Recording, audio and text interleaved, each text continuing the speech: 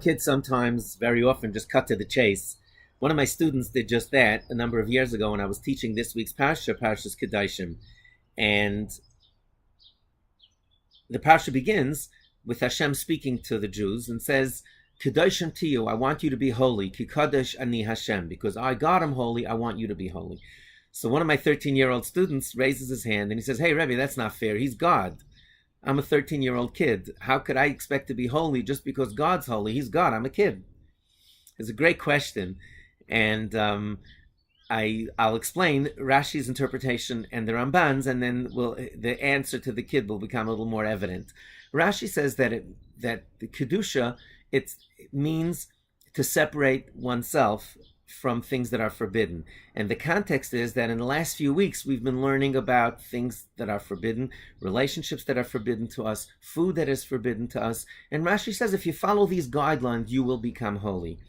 The Ramban cranks it up a notch. And the Ramban says that you could keep every one of those prohibitions and still live a selfish, materialistic life. And therefore, become a parish, separate yourself even from some things that are permitted to you, live modestly and humbly, and therefore you will achieve a spiritual life. What I explained to that young man and his classmates is that what we're saying is really that we're hybrids. Human beings are hybrids. There are animals that just have a body, and there are angels that just have a soul. We have both. And to the extent that we nurture our soul, to the extent that we feed our soul by living spiritual lives, that is the essence of Kedusha. And that really explains what we're saying. God isn't saying, be holy because I am holy, be just like me. Feed your soul a bit. Kedoshim tihu, become more centered. Develop your spiritual core.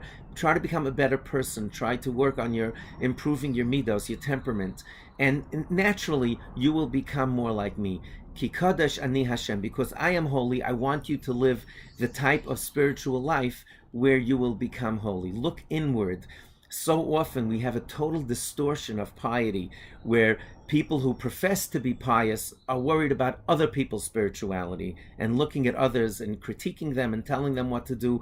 True spirituality is looking inward, to be graceful and gracious with others and critique yourself. I believe that that's what the Torah is really talking to us about in this issue of Kedoshim Tiyu, of becoming holy. Now that we finished the Dvar Torah under 3 minutes, I'm going to offer a parenting insight that I think is very profound and very, very relevant to our lives today. We say in sports, especially in football, there's an expression that the best defense is a good offense. That the best way to play defense, to not let the other team score, is by holding the ball and moving forward in your quest to get to the end zone, and automatically the other team won't be able to score. And I think in parenting, it is so important to really get your hands around this. And I think I'd like to offer another interpretation in this Kedoshim Tiyu, why it comes after all these prohibitions and what the real message is. Bans have never worked since the beginning of time. When we ban things from children, when we ban things from young adults, from adults, when we just tell kids what they cannot do, it doesn't work. Quite to the contrary. It very often, a ban excites them and they start wondering, what's so great that you're banning? That's just the way it works. When was the last time you touched a wall? Do you walk over and touch walls? If there's a sign, wet paint, far more people are likely to touch it. So these things don't work. What does work? Offense. To live inspired lives. Now, I believe that that's the message of Parshas Kedoshim, and I think it's so relevant today with technology and with all the challenges that our children have, and that we have raising children with a moral compass and with the values of our Torah. The Torah is telling us, after all these prohibitions, folks, bottom line, Kedoshim Tiyu. if you want to live a spiritual life, if you want to raise spiritual children, focus on Kedusha. Don't focus on Tumah all day and tell children what they shouldn't be doing. Talk to them about leading modest lives, spiritual lives.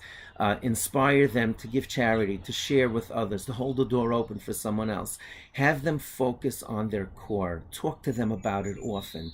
I believe that that's what the Torah is telling us. Now, obviously, we do need to give children guidance. We do need to tell children what they shouldn't do. Going back to the analogy, if a team only has a good offense and has no defense, they're going to get clobbered also. But if all you focus on is not letting the other team score, you're going to lose. And many teams, you see during certain games, a team has a 14-point lead going into halftime, and all they worry about is not losing the game. They usually lose. Or often lose, and when they focus on just doing what they've been doing until now, they're far more likely to be successful. So it's about a balance. It's about teaching your children to live spiritual lives. I'd like to share with you just a thought that I shared with my students.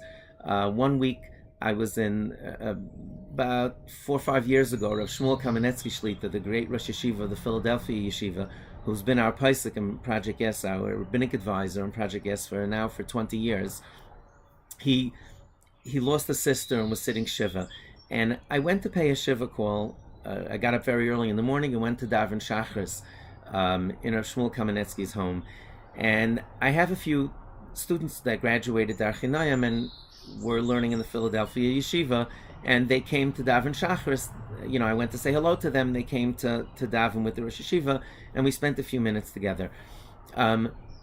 So we pulled back, and I called my students over, and I said, I want you to observe Rav Shmuel, and I want you to watch the way he treats the guests that came to pay him a Shiva call. I said, just watch. I don't know what he's going to do, but I can predict by having watched him for all these years. He's going to tell every single person who comes to be Menachem Avel, he's going to, a personal message, a personal word or two, just to let them know that he knows who they are. Watch how he makes eye contact. Watch how he makes every person feel special. And it's exactly what he did. Thank you for coming. How's your mother doing? Thank you for coming. Did you finish that Torah portion, that you Masechta that you were learning? And it's by observing his humility and his core, exactly what the Torah speaks about. Kedoshim Tiyu, it's this point of concentrating on offense. After the Torah gives us all these prohibitions, and they're all frightening, and the accessibility that technology offers today is obviously unparalleled. I say that the Yetzer Hara, the evil inclination, now makes house calls. So it's just the same challenges that other generations had, but it's on steroids. It's so much more than that. So we need to watch our children. We need to filter the technology. We need to postpone. My phrase for the technology use is postpone, protect, prepare.